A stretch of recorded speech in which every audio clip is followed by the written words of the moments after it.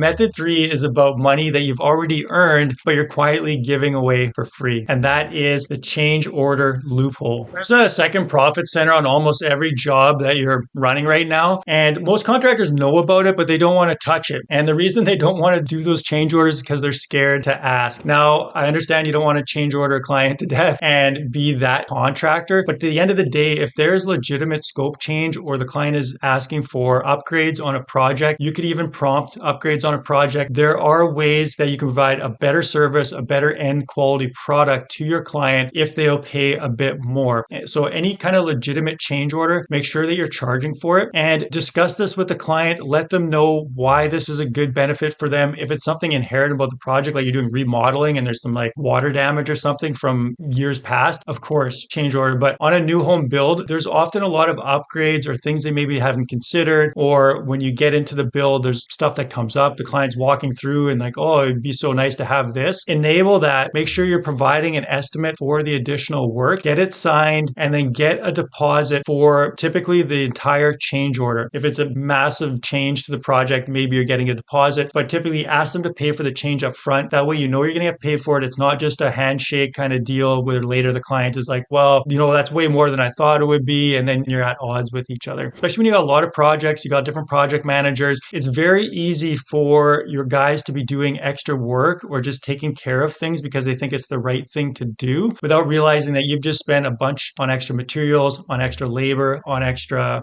communication with the client. That's just draining your profits from the project that the client should be paying for because it's a legitimate change or upgrade to their project. Now, if you stack up the math on a typical project, there's typically a 5, maybe even 10% change in the scope or the price by the time you get to the end of the project. If you're not charging properly for that, you could easily be draining your margins 5 to 10%, and there goes your profit. So you want to make sure extra work is documented. Your guys are trained to identify what might be extra work. That alone could be an extra $25, $50, $100,000 on a project that's just getting drained away because no one is really tracking it. And what you want to be thinking about is make sure that you're giving an estimate for the change with a price that encapsulates that this is going to be a change in scope. There's probably going to be some delays to it. You've also got to put in the time from a project manager to actually make the estimate, to talk with the client. There's administration. So there's additional things besides just the materials and labor and your regular margins that go into a change order. There's also the estimating and management time that you want to make sure you're calculating too, because I've seen this time again where you may be charging for project management time, but you're not putting that in the change orders. And then you wonder why your project manager took so long on a project. Meanwhile, there's been like 3 major design changes and they've spent, an extra 20 hours or 30 hours just dealing with the architect and the clients and giving them budgets and all this stuff that you weren't charging for properly in your change orders.